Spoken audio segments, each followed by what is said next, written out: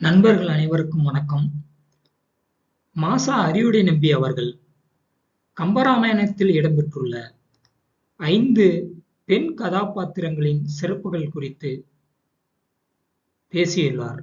இனி அந்த கதாபாத்திரங்களின் சிறப்புகளை ஒவ்வொருவராக காண்போம். கைகேயி கேகய நாட்டு மன்னனின் மகள், கற்பில் சிறந்தவள், தசரதனின் மனைவி. இவளை திருமணம் செய்யும் பொழுது தசரதன் கன்னியா சுல்கம் கொடுத்து திருமணம் செய்து கொண்டான். கன்னியா சுல்கம் என்று சொன்னால் பெண்ணை திருமணம் செய்வதற்காக அவளுக்கு கொடுக்கப்படும் பொருள். தசரதன் அயோத்தி அரசாட்சியையே கைகேயிக்கு கன்னியா சுல்கமாக கொடுத்து திருமணம் செய்து கொண்டான். சம்பாசுரன் என்ற அசுரனுடன் தசரதன் போர் புரிகின்றான். அவன் போர் புரியும் பொழுது அவனுக்கு சாரதியாக கைகேயி செல்கின்றார். அப்போது போரின் ஆபத்திலிருந்து தசரதனை கைகேயி காப்பாற்றுகின்றார். அப்போது தசரதன் அவளுக்கு 2 வரங்களை கொடுக்கின்றான். அந்த வரத்தினை கொண்டே பரதன் நாடாள வேண்டும், ராமன் காட்டிற்கு செல்ல வேண்டும் என காப்பியத்திற்கே திருப்புமுனை உண்டாக்குகின்றார். கூனி இவள் ராமாயணத்தில் மிக முக்கியமான கதாபாத்திரம். இவள் செய்யக்கூடிய சூழ்ச்சியானது நன்மையிலேயே முடிகின்றது. குறிப்பாக ராமன் நாடாளப் போகின்றான் என்பதை அறிந்த கூனியானவள் மனமகிழ்ச்சியோடு இருந்த கைகேயியின் மனத்தை மாற்றிய அவளின் வாத திறமை என்பது மிகச் சிறப்பானது. அவள் ராமன் நாடாண்டால் உன்னுடைய மகனுக்கும் உன்னுடைய தந்தைக்கும் கேடு வந்து சேரும் என்பதை தன்னுடைய சொல்வன்மையால் கைகேயியின் மனத்தை மாற்றியவள்.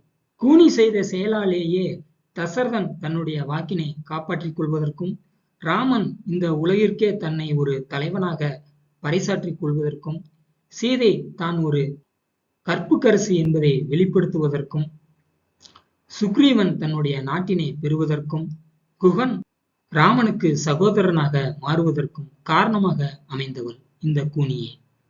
மண்டோதரி இவள் மயனின் மகள், ராவணனின் மனைவி. சீதைக்கு ஒப்பான கற்பினை கொண்டவள்.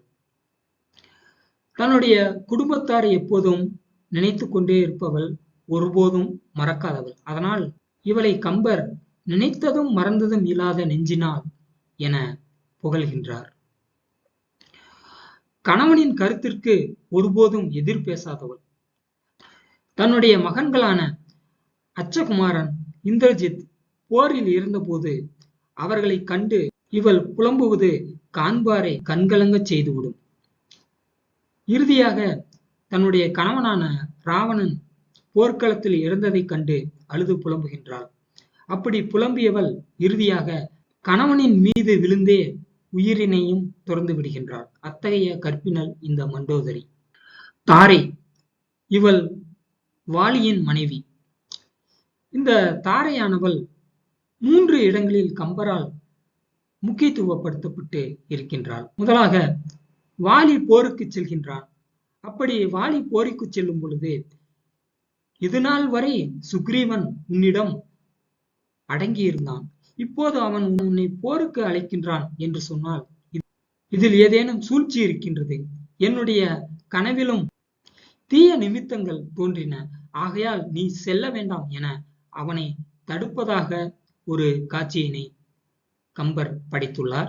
வாலி இறந்த பிறகு என்னதான் இவர்கள் குரங்கினத்தை சார்ந்தவர்களாக இருந்தாலும் தாரையானவள் கைமை கோலம் கொண்டு வேறொரு ஆணினை நோக்காத கற்பினை உடையவளாக இருக்கின்றாள். அந்த காட்சியில் இவள் விதந்தோதப்படுகின்றாள். வாலியை கொன்று நாட்டினை சுக்ரீவனுக்கு ராமன் வழங்குகின்றான்.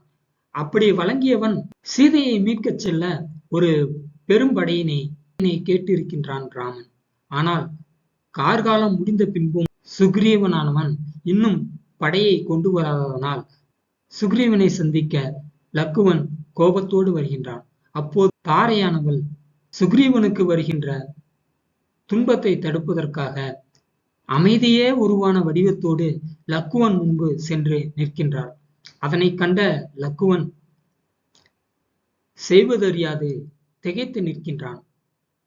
கோபத்தோடு வந்தவன் தன்னுடைய கோபத்தை மறந்து தாரை சொன்ன சொற்களை கேட்டு அமைதி அடைகின்றான் என்ற இந்த காட்சியிலும் தாரையின் சிறப்பானது வெளிப்படுத்தப்பட்டுள்ளது.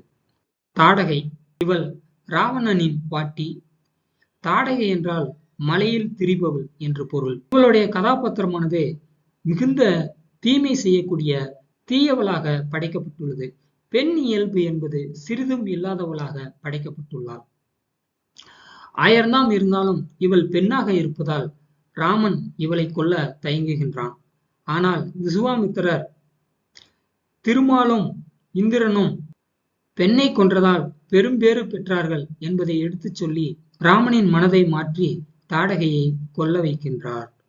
கம்பனின் பெண் பாத்திர படைப்புகள் என்ற இந்த கட்டுரையை கைகேயியின் பாத்திரச் சிறப்பு, கூனியின் பாத்திரச் சிறப்பு, மண்டோதரியின் பாத்திரச் சிறப்பு, தாரையின் பாத்திரச் சிறப்பு, தாடகையின் பாத்திரச் சிறப்பு ஆகிய குறிப்புச் சட்டங்களை கொண்டு எளிமையாக தேர்வில் எழுதி வெற்றி பெற என்னுடைய வாழ்த்துக்களை தெரிவித்துக் கொள்கின்றேன். நன்றி, வணக்கம்.